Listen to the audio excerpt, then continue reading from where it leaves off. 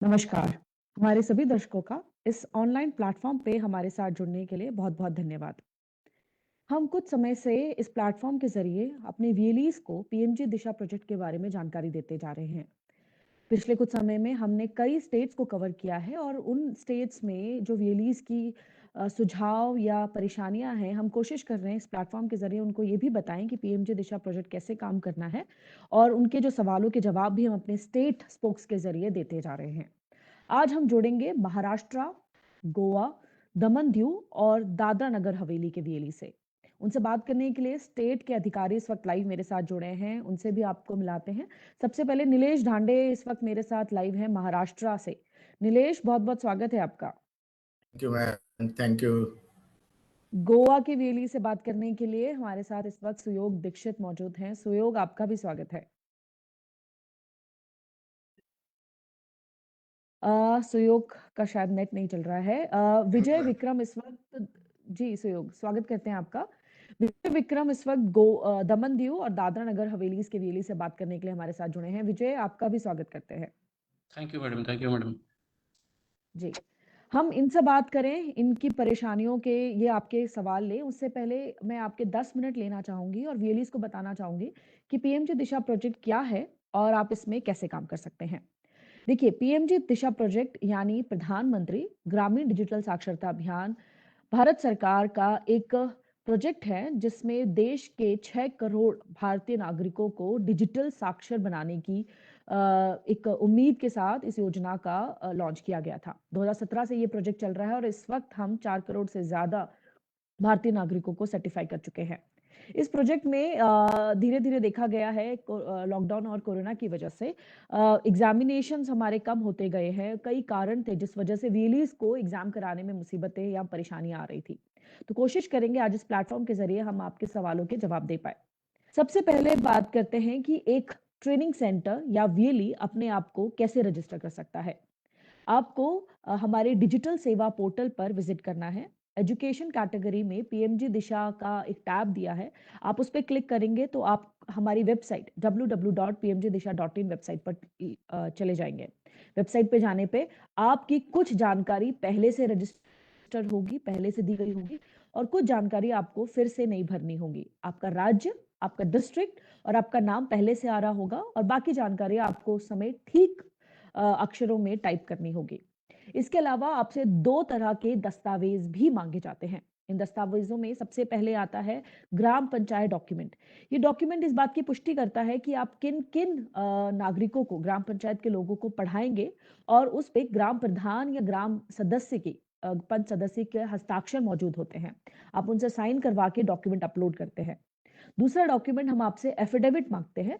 State का कोई भी जारी किए गए स्टैम्प पे आप इसकी प्रिंट ले सकते हैं और इस बात की आप साइन करके पुष्टि करते हैं कि प्रोजेक्ट के दौरान आप किसी भी गैर कानूनी काम नहीं करेंगे। प्रोजेक्ट की गाइडलाइंस का स्ट्रिक्टली फॉलो करेंगे और गलत पाए जाने पे सीएससी को पूरा अधिकार है आपके सेंटर को बंद या खारिज करने का। इन दोनों डॉक्यूमेंट्स को अपलोड करने के बाद हमारी डिस्ट्रिक्ट टीम का एक सदस्य, डिस्ट्रिक्ट मैनेजर, डिस्ट्रिक्ट कंसल्टेंट आपके सेंटर पे फिजिकल वेरिफिकेशन वहां पे मौजूद वेरिफिकेशन के लिए पहुंचता है। वेरिफिकेशन के दौरान ये जांचा जाता है कि आपका सेंटर पे 200 स्क्वायर फुट का एरिया है या नहीं, बच्चों के पढ़ने के लिए और कंप्यूटर रखने के लिए जगह है या नहीं, क्या आपके पास मिनिमम 2 कंप्यूटर है या उतनी इंफ्रास्ट्रक्चर आपके पास है या नहीं, कंप्यूटर के साथ-साथ आपके पास वेबकैम और इंटरनेट और बिजली की सुविधा मौजूद है कि नहीं। इन सभी आंकड़ों को अगर आप पार कर लेते हैं, अगर आप पे जाँच पे सक्सेसफुल हो जाते हैं, तो हमारा डिस्ट्रिक्ट मैनेजर आपके सेंटर को अप्रूव कर देता है, यानी आपको काम करने के लिए अलाउ कर देता है। जैसे ही आप काम करने के लिए मान्य हो जाते हैं, आपको स्टूडेंट का रजिस्ट्रेशन शुरू कर देना है। जिन कैंडिडेट्स का आपने ग्राम पंचायत डॉक्यूमेंट पे साइन करवाए हैं, उनको आप रजिस्टर करना शुरू कर सकते हैं। अब सवाल हमारे व्हीलर्स करते हैं कि बच्चों को या लाभार्थियों का चयन कैसे करें? उनका चयन करने का तरीका है कि आपको 14 से 60 वर्ष की आयु तक के लोगों को देखना है, जो डिजिटल निरक्षर हैं। उन्हें पढ़ना-लिखना आता है, लेकिन कंप्यूटर, लैपटॉप, मोबाइल पे व्हाट्सएप और फेसबुक के अलावा ज़्यादा जानकारी वो रखते नहीं हैं। उन्हें ईमेल भेजना, कैशलेस ट्रांज़ैक्शंस करना, इस तरह की जानकारी उनके पास नहीं है। ऐसे एक परिवार से एक सदस्य को आप रजिस्टर करते हैं। रजिस्ट्रेशन करते वक़्त आपको ध्यान रखना है कि लाभार्थी के पास आधार कार्ड होना ज़रूरी है। बिना आधार कार्ड के रजिस्ट्रेशन नहीं किया जा सकता। आप जिस दिन आप कैंडिडेट का लाभार्थी का रजिस्ट्रेशन करने जा रहे हैं, उस दिन आप इस बात को सुनिश्चित करें कि आपके सेंटर पे बिजली और बिजली और इंटरनेट दोनों की सुविधा उपलब्ध हो। यहाँ पे हम रजिस्ट्रेशन करने के 2 विकल्प, 2 ऑप्शंस आपको उपलब्ध करवाते हैं। पहला ऑप्शन है कि आप कैंडिडेट को कंप्यूटर या लैपटॉप के ज़रिए रजिस्टर कर सकते हैं। इसके लिए आपको क्या करना होगा, कैंडिडेट का आधार नंबर डालना होगा और उसको बायोमेट्रिक से ऑथेंटिकेट करना होगा। इस बात की जांच की जाएगी बायोमेट्रिक से कि जिस लाभार्थी का आधार आपने डाला है, उसका बायोमेट्रिक जांच मैच होता है नहीं। अगर सक्सेसफुल मैच होने पे कैंडिडेट की डिटेल्स आ जाती है, कुछ डिटेल्स आपको उस समय डालनी होती है और आप सफलतापूर्वक कैंडिडेट का रजिस्ट्रेशन कर सकते हैं। दूसरा विकल्प हम आपको देते हैं कि हमने ये देखा है कि कई बार हमारे वीएलईज को गांव-गांव में या अपने सेंटर से दूर जाके बच्चों का रजिस्ट्रेशन करना पड़ता है या कई ऐसे इलाकों में जाना पड़ता है जहां पे कंप्यूटर या लैपटॉप नहीं लेके जा सकते। ऐसी स्थिति में आप मोबाइल फोन के जरिए बच्चों का लाभार्थियों का रजिस्ट्रेशन कर सकते हैं। यहाँ पे आपको क्या करना होगा कि प्रत्येक लाभार्थी के रजिस्ट्रेशन करते वक्त आपको एक नया मोबाइल नंबर चाहिए होगा, जहां पे ओटीपी देके इस बात की पुष्टि की जाएगी ये बच्चा वही है जिसके नाम पे आप आधार रजिस्टर कर सकते हैं। यहाँ पे 2 विकल्प है, जो भी आपको सहूलियत लगता है, आप मोबाइल या लैपटॉप कंप्यूटर के जरिए बच्चों का रजिस्ट्रेशन कर सकते हैं।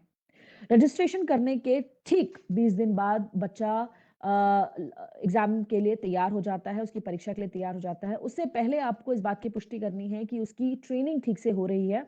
हमारे पास 22 भारतीय भाषाओं में कंटेंट अवेलेबल है। ये कंटेंट मॉड्यूल्स के रूप में लाभार्थी के डैशबोर्ड में उपलब्ध है। जिस दिन उसका रजिस्ट्रेशन होगा, उसका यूजर नेम पासवर्ड दे दिया जाएगा। उसको लॉगिन करके अपने जो भी जिस लैंग्वेज में, जिस भाषा में वो कंफर्टेबल है, उसमें क्लिक करके सारे मॉड्यूल्स वो देख सकता है, पढ़ सकता है। उसके बाद एज अ ट्रेनिंग सेंटर आपको भी कुछ चीजें की जांच करनी है। हम ये चेक करते हैं कि क्या लाभार्थी को आपने मेल भेजना सिखाया है नहीं। इसलिए लाभार्थी की रजिस्टर मेल आईडी से एक मेल आईडी आपको pmgdisha@pmgdisha.in पे आपको मेल भेजना होता है। इस बात की पुष्टि की जाती है कि आपने जो मेल भेजा है, क्या वो लाभार्थी को मेल लिखना आता भी है या नहीं। दूसरी हम जांच करते हैं क्या लाभार्थी ने कैशलेस ट्रांजैक्शंस करना सीखा है या नहीं। इस बात के लिए 3 डमी ट्रांजैक्शंस, 3 नकली ट्रांजैक्शंस आपको 1-1 रुपए की करके लाभार्थी को दिखानी होती है। इन सारी एक्सरसाइजेस के बाद हम ये मान लेते हैं कि लाभार्थी परीक्षा के लिए तैयार है। परीक्षा के दिन आपको फिर से इस बात का ध्यान रखना है कि लगातार इंटरनेट और बिजली की सुविधा मौजूद रहे। जिस दिन लाभार्थी का रजिस्ट्रेशन करेंगे, उस दिन आपको अपने ट्रेनिंग सेंटर पे एक इन्विजिलेटर भी चाहिए। अब सवाल हमारे वीएलईज करते हैं, इन्विजिलेटर कौन है? क्या वीएलई भी इन्विजिलेटर के रूप में कार्य कर सकता है? किसको इन्विजिलेटर के रूप में रजिस्टर करवाना है? देखिए, इन्विजिलेटर वो व्यक्ति है जो आपके सेंटर पे प्रत्येक परीक्षा के दौरान अपने आप को बायोमेट्रिक के रूप से ऑथेंटिकेट करके इस बात की पुष्टि करेगा कि वो ट्रेनिंग सेंटर में मौजूद है और परीक्षा को ध्यान से देख रहा है। गांव का कोई भी पढ़ा लिखा व्यक्ति, चाहे वो बैंक कर्मचारी हो, पोस्टमैन हो या ग्राम पंचायत ग्राम प्रधान का सदस्य या कोई टीचर, आप इनमें से किसी भी व्यक्ति को एज इन्विजिलेटर रजिस्टर कर सकते हैं। रियली इन्विजिलेटर का काम नहीं कर सकता। आपको जिस व्यक्ति को आप इन्विजिलेटर बना रहे हैं, उसका आधार नंबर सिस्टम पे डालना होगा। एक आधार से एक ही बार इन्विजिलेटर बना जा सकता है। उस व्यक्ति का आधार किसी और ट्रेनिंग सेंटर में इस्तेमाल नहीं किया जा सकता। जब तक वो एक ट्रेनिंग सेंटर से हटेगा नहीं, वो दूसरे ट्रेनिंग सेंटर में इन्विजिलेटर के रूप में कार्य नहीं कर सकता। जिस दिन परीक्षा की जा रही है, आपको अपने लाभार्थी को स्पष्ट रूप से बताना है कि उस दिन वो आधार या कोई फोटो वाला पहचान पत्र लेके ट्रेनिंग सेंटर पहुंचे। ट्रेनिंग सेंटर पहुंचने पे उन्हें अपना सबसे पहले इन्विजिलेटर को अपना बायोमेट्रिक ऑथेंटिकेट करना होगा। उसके बाद लाभार्थी अपने आप को अंगूठा या आइरिस की मदद से अपने आप को बायोमेट्रिक ऑथेंटिकेट करता है और उसकी परीक्षा आरंभ हो जाती है। 1 घंटे की परीक्षा में लाभार्थी से 25 सवाल मल्टीपल चॉइस क्वेश्चन के रूप में पूछा जा सकता है। 4 ऑप्शंस में से, 4 विकल्पों में से एक सही विकल्प चुनना होता है और परीक्षा को 1 घंटे में के भीतर समाप्त करना होता है। अगर आपके लाभार्थी की परीक्षा 1 घंटे के भीतर बिजली चले जाने की वजह से रुक गई है, तो ध्यान रखिए कि 24 घंटे के भीतर आपको लाभार्थी से दोबारा लॉगिन करवा के उसकी परीक्षा समाप्त करवानी है। आप ऐसा कर सकते हैं। 24 घंटे के बाद कैंडिडेट का एग्जाम खत्म हो जाएगा, आप उससे दोबारा लॉगिन नहीं कर सकते। टेस्ट टेकन लिखा आएगा, पास और फेल के जरिए जितने भी क्वेश्चन उसने अटेम्प्ट किए हैं, उस हिसाब से उसका रिजल्ट, परिणाम घोषित कर दिया जाएगा। रिजल्ट और कैंडिडेट का सर्टिफिकेट उसी के डैशबोर्ड में रिफ्लेक्ट करेगा और इसके साथ ही हमारी एग्जाम एजेंसीज कैंडिडेट के डिजी लॉकर में भी पीएमजी दिशा का सर्टिफिकेट डालती है। तो अगर आपको काफी समय हो गया है, आप अपना लॉगिन पासवर्ड भूल गए हैं, तो आप अपने डिजी लॉकर पे जाकर भी आप बताएं अपने लाभार्थियों को कि डिजी लॉकर में जाकर भी अपने पीएमजी दिशा सर्टिफिकेट को एक्सेस किया जा सकता है। अब बात करते हैं यहाँ पे कि किस तरह की गतिविधि आपको अपने सेंटर पे करनी है या किन बातों का ध्यान रखना है, कौन सी हरकतें आपको नहीं करनी है। इस बात का खास ध्यान रखें कि आप अपने ट्रेनिंग सेंटर पे प्रॉपर बिजली, जैसे आप मेरी शक्ल इस वक्त देख पा रहे हैं, प्रॉपर बिजली की सुविधा उपलब्ध रहे, इंटरनेट आपके सेंटर पे उपलब्ध रहे, लाइट इस तरीके से रखी जाए कि कैंडिडेट का चेहरा साफ कंप्यूटर पे दिखे, कैंडिडेट के आधार की फोटो या जो भी पहचान पत्र आप दिखा रहे हैं और इस वक्त कैंडिडेट कैसा दिखता है, बहुत फर्क नहीं होना चाहिए। अगर फर्क होगा तो उसको एग्जाम में आगे बढ़ने नहीं दिया जाएगा। आप अपने पंचायत डॉक्यूमेंट, एफिडेविट पूरी तरह से सही ढंग से अपलोड कर दीजिए। हो सकता है कि अगर आपने ग्राम पंचायत डॉक्यूमेंट या एफिडेविट नहीं डाला है तो आपकी पेमेंट को रोक दिया जाए। तो इस स्थिति को इग्नोर करने के लिए आप अपने पंचायत डॉक्यूमेंट और एफिडेविट जरूर अपलोड करें। इसके अलावा सवाल किया जाता है कि कौन कौन से डॉक्यूमेंट से कैंडिडेट परीक्षा में अपीयर हो सकता है। उसके लिए Aadhaar card, voter card, PAN card, bank की पासबुक जिसमें कैंडिडेट का फोटोग्राफ लगा हो, इन सभी डॉक्यूमेंट्स को दिखा के आप परीक्षा आरंभ करवा सकते हैं। इस बात का भी ध्यान रखिए कि कैंडिडेट की कंप्यूटर स्क्रीन और कैंडिडेट में कम से कम 15-1.5 मीटर का फर्क हो, ताकि कैंडिडेट क्या कर रहा है उसकी गतिविधियां हम यहाँ से मॉनिटर कर सकते हैं। हो सकता है कि परीक्षा के दौरान आपकी परीक्षा को पॉज करके प्रॉक्टर ये पूछे कि दाएं मुड़े, बाएं मुड़े, अपना कीबोर्ड दिखाएं। तो ऐसी स्थिति में आप निर्देशों का पालन करें, एग्जाम पॉज करके कंप्यूटर स्क्रीन से इधर उधर ना हिले, आपकी परीक्षा को खारिज भी किया जा सकता है। तो यहाँ पे मैं विराम लूंगी और मैं यहाँ तक मैंने आपको ये बताया कि परीक्षा कैसे करनी है, किन किन बातों का ध्यान रखना है। अब हम अपने महाराष्ट्र वीएलई से बात करेंगे और जानेंगे कि महाराष्ट्र में कैसे काम चल रहा है, हमारा स्टेट क्या स्ट्रैटेजी लेके फॉलो कर रहा है और किस तरीके से हम महाराष्ट्र में काम करेंगे। इन सभी पे जानकारी देने के लिए नीलेश, मैं आपसे बात करना चाहेंगे। आप हमारे वीएलईज को बताएं क्या संदेश आप उन्हें देंगे, क्या मैसेज है आपका महाराष्ट्र वीएलईज को। Over to you Nilesh. ठीक है। Good afternoon to all VLE. देखिए, थोड़ा सा अभी मराठी में ही बात करता हूँ ताकि सारे वीएलई को समझ में आ जाए। सर्व वीएलईंनी एक गोष्ट लक्षात घ्यायची आहे की आता आपल्याला सर्वात अगोदर जे आपण पीएमजी दिशा सेंटर रजिस्टर करणार आहोत, ते रजिस्ट्रेशन झाल्यानंतर तुम्हाला तुमच्याच डिस्ट्रिक्ट मधले जे डीएम आणि डीसी आहेत त्यांच्याकडून ते व्हेरीफाय करून घ्यायचंय। त्यांना प्रॉपर सेंटरला तुम्हाला बोलवून तुमचं सेंटर त्यांना दाखवायचंय। तुमचं जे आपला सेंटरचा जो क्रायटेरिया आहे, तुमच्याजवळ मिनिमम 5 लॅपटॉप असावे, तुमच्याजवळ इंटरनेट कनेक्टिव्हिटी प्रॉपर असावी आणि तुमचं सेंटर तिथं व्यवस्थित असावं। हे आपल्याला प्रॉपर डीएम ला व्हेरीफाय करून ते सेंटर डिटेल्स डीएम थ्रू आम्हाला पाठवायची। कुठलेही वेळेला डायरेक्ट सेंटर डिटेल्स आम्हाला पाठवणार नाही। जे डिटेल्स येईल ते डीएमडीसी कडूनच येईल। सर्वात महत्वाचं, तुमचा आयडी हा 3 महिने जुना असावा आणि त्यावर कमीत कमी 50 ट्रान्झॅक्शन झालेली असावी। ट्रान्झॅक्शन ही जेन्युइन असावीत। उगाच आयडी अप्रूव्ह करण्याकरता आपण जे ट्रान्झॅक्शन केलीत असे कुठलेही ट्रान्झॅक्शन त्या आयडी वर नसावीत। प्रॉपर ट्रान्झॅक्शन असावी। जर सर्व काही व्यवस्थित असेल तर तुमच्या आयडीला लगेच अप्रूव्हल दिलं जाईल। अप्रूव्हल झाल्यानंतर तुम्ही पीएमजी दिशा गाईडलाईन नुसार तुम्ही काम करू शकता।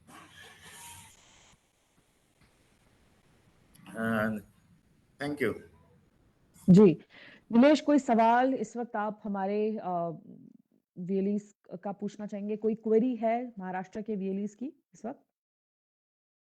अगर कोई वीएलई का क्यूरी है तो वो चैट बॉक्स में डाल दे। मैं लाइव चैट बॉक्स देख रहा हूँ, तो हम करेंगे। पेंडिंग विलेज लिस्ट, कुछ वीएलई पूछ रहे पेंडिंग विलेज लिस्ट। तो पेंडिंग विलेज लिस्ट ऐसा नहीं है, जहाँ पे आपका गांव है वहीं पे आपको काम करना है। ऐसा नहीं कि आपका ग्राम पंचायत छोड़ के आपको कोई 50 किलोमीटर 100 किलोमीटर जाके काम करना है। अगर आपके गांव में 300 बच्चे रजिस्टर है, आपके डीएम से पूछिए, आपके गांव का नाम शेयर कीजिए। आपके गांव में अगर 300 बच्चे सर्टिफाइड हो चुके हैं तो आप काम नहीं कर सकते। जो गांव में वैकेंट है वो गांव के वीएलई ये काम कर सकते हैं। ठीक है। ठीक। ये जी, महाराष्ट्र के वीएलईज़ से तो ये नीलेश ने बात करी। अगर महाराष्ट्र के वीएलईज़ आप कोई और सवाल पूछना चाहते हैं, तो आप इस लाइव सेक्शन के चैट बॉक्स में, कमेंट बॉक्स में अपना कमेंट कर दीजिए।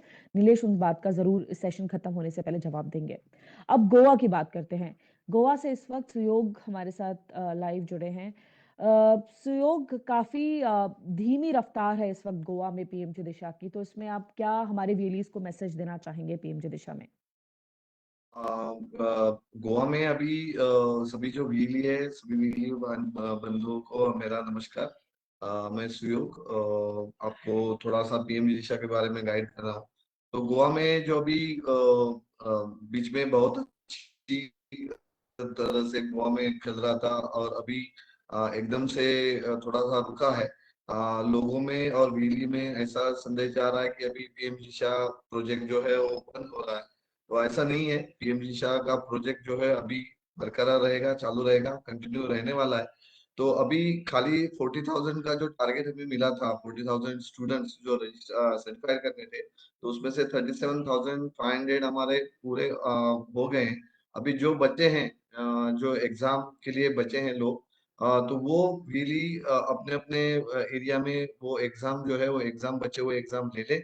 और उसके बाद हम सेंट्रल टीम को और गवर्नमेंट ऑफ इंडिया और गवर्नमेंट ऑफ गोवा को थोड़ी सी रिक्वेस्ट करेंगे कि हमारा जो टारगेट है वो बढ़ा के मिले, तो उससे हमारा और भी आपको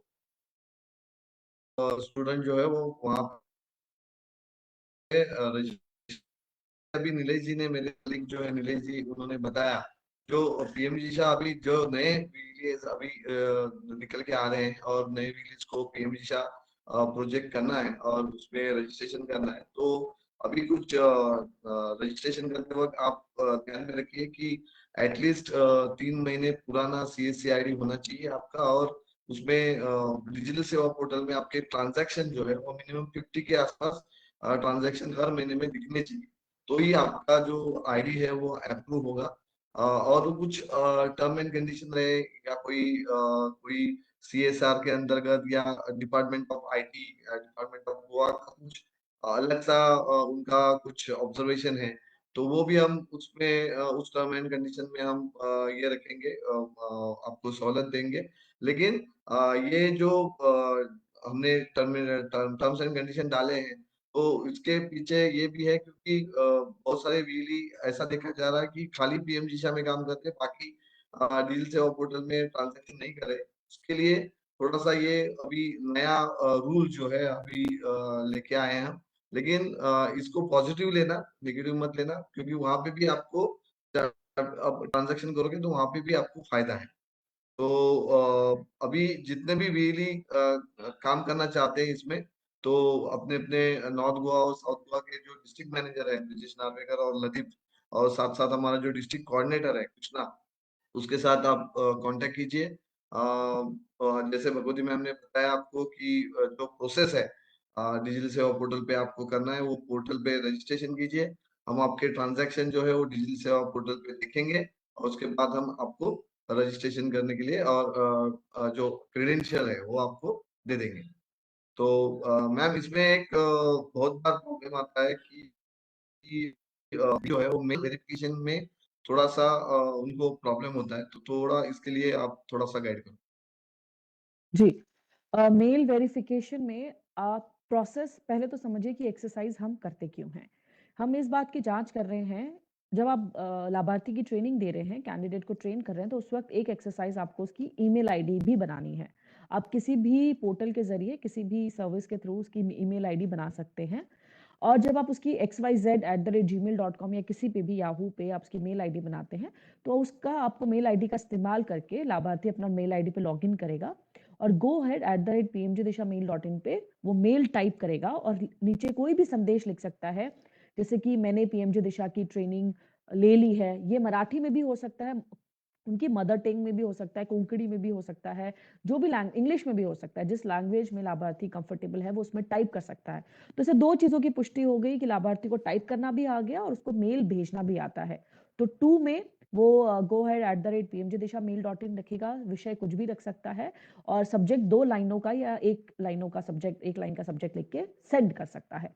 तो ये एक्सरसाइज सिर्फ इसी उद्देश्य से रखी गई है कि हम ये जांच कर रहे हैं कि आप जो पढ़ा रहे हैं उसका एक प्रैक्टिकल भी हो जाए, साथ में ट्रेनिंग के साथ साथ एक प्रैक्टिकल भी कंप्लीट हो जाए। जी, सुयोग, आप कुछ और ऐड करना चाहेंगे इस बात पे? ठीक। मैम जैसे जो भी सुयोग अभी ने वीली सुन जी रहे हैं, जी हाँ जो भी वीली सुन रहे हैं, अभी भगवती मैम ने आपको अच्छे तरह से गाइड किया है। तो आपका मेल वेरिफिकेशन का इश्यू तो सॉर्ट आउट हो गया मैम। और एक था सवाल कि कुछ स्टूडेंट जो है कोविड के टाइम रजिस्टर हुए थे, उनका एग्जाम नहीं हुआ और उसके जो स्टूडेंट्स है वो ब्लॉक हुए हैं, तो उसके लिए कुछ हम नहीं, एडजस्टमेंट या कुछ देखिए, ये काफ़ी सवाल हमें पूछा गया है कि कोविड में माइग्रेशन की वजह से किसी भी कारणवश वो बच्चा या लाभार्थी उस जगह ट्रेनिंग सेंटर पे मौजूद नहीं था परीक्षा के लिए। तो देखिए, काफ़ी समय दिया गया था। 1.5 साल हमने वेट किया है, 1.5 साल के बाद हमने उन कैंडिडेट्स को ब्लॉक या निष्कासित कर दिया है अपने सिस्टम से।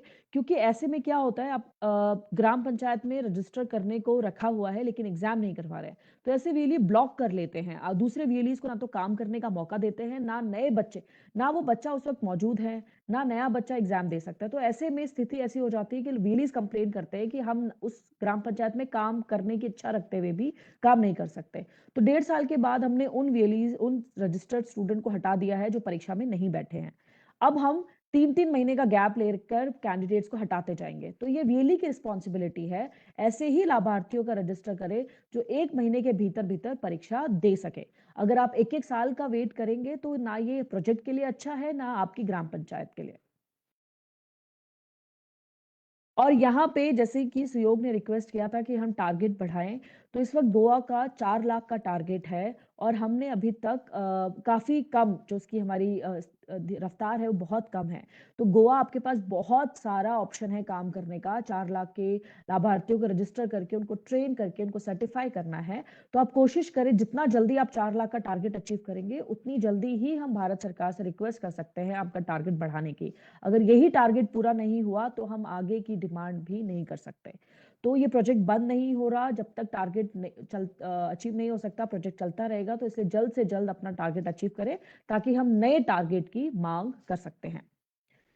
यहाँ पे अब हम विजय आपसे बात करना चाहेंगे, दमन एंड दीव और दादरा में क्या स्थिति है? आप कैसे काम वीएलई से काम करवाना चाहेंगे और क्या मैसेज है आपका उन वीएलईज़ के लिए जो रजिस्टर करके बैठ गए हैं या परीक्षा नहीं करवा रहे हैं? विजय?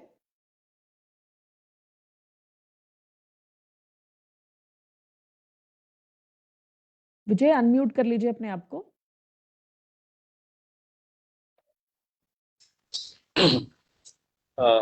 Sorry madam. एक्चुअली जी।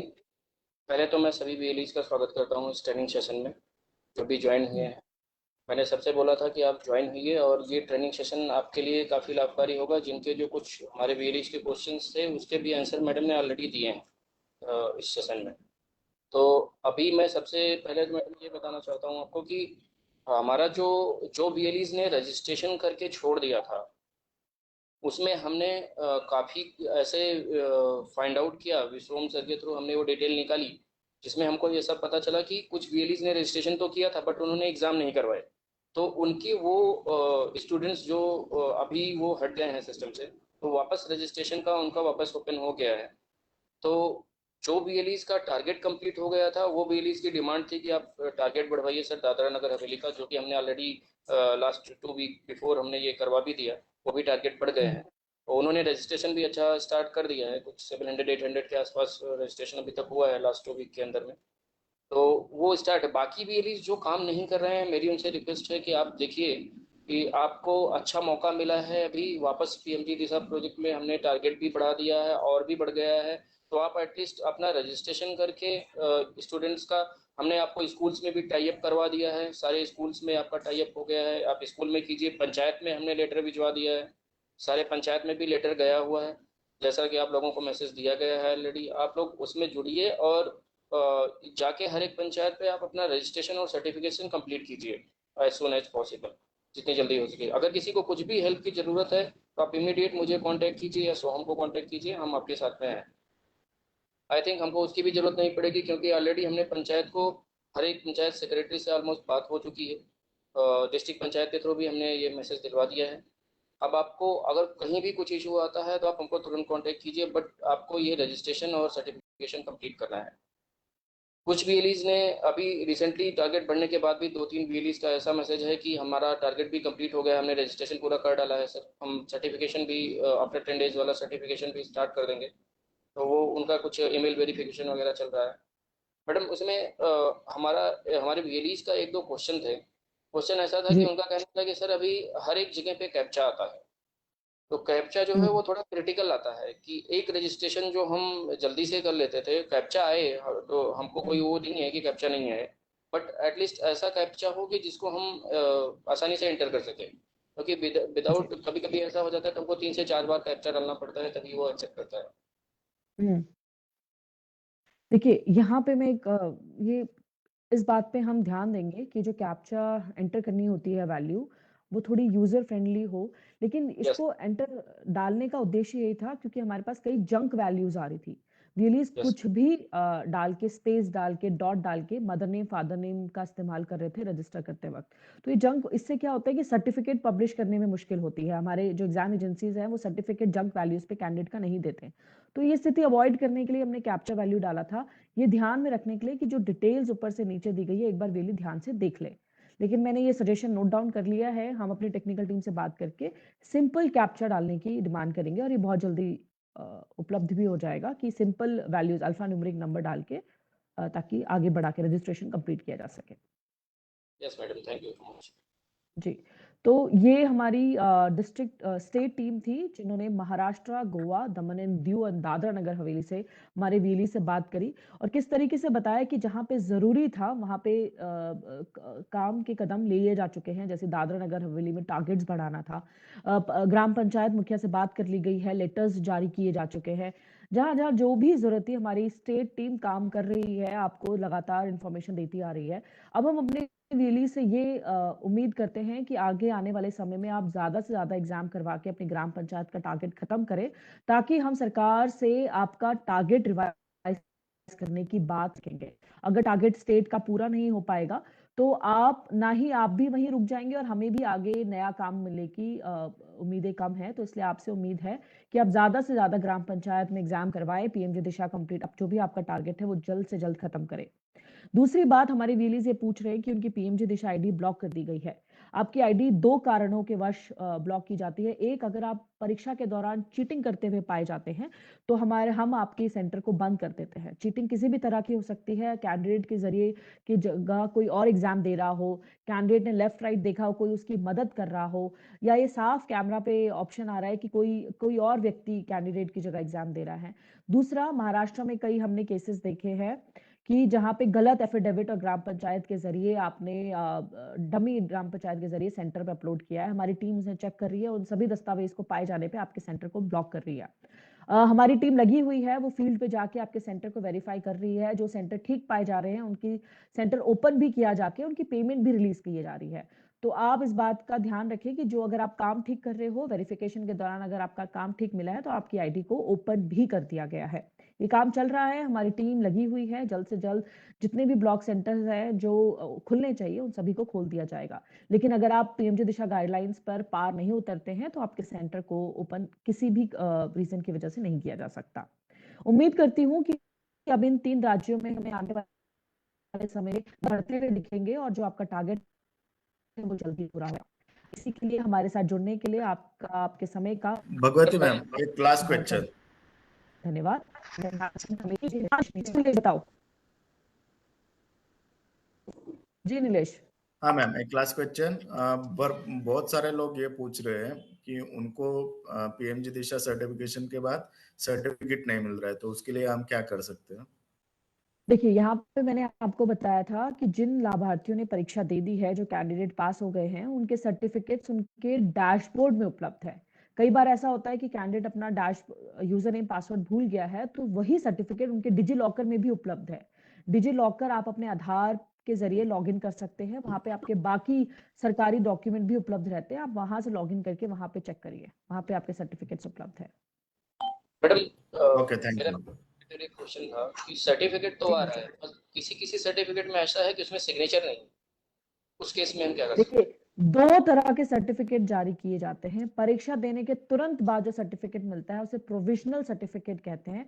वो सिर्फ इस बात की पुष्टि के लिए कि आपने परीक्षा दे दी है, ओरिजिनल सर्टिफिकेट का वेट करिए। ओरिजिनल सर्टिफिकेट आते-आते 1 महीने का समय लग जाता है। तो जिसमें साइन नहीं है वो प्रोविजनल है, और जिसमें सिग्नेचर एग्जामिनेशन कंट्रोलर के, जिस भी एग्जाम एजेंसी से लाभार्थी अपीयर हुआ है उसके एग्जामिनेशन कंट्रोलर के अगर हस्ताक्षर हैं तो वो ओरिजिनल सर्टिफिकेट है। उसके लिए वेट करें, 1 महीने का वेट करें।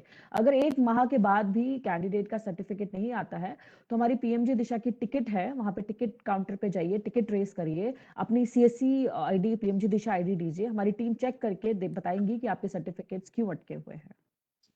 मैडम, हमारे मेल का एक और क्वेश्चन है, मैं उसको क्लियर करना चाहता हूँ कि सेंटर अप्रूवल के लिए तो अभी जो नए मतलब जो नया नियम लागू हुआ है उसमें ऐसा है कि आपका डिजिटल सेवा पोर्टल में 50 ट्रांजेक्शन कम से कम होना ही चाहिए लास्ट 3 मंथ का। वो कंपलसरी है, आपको वो करना है, अदरवाइज आपका सेंटर अप्रूवल।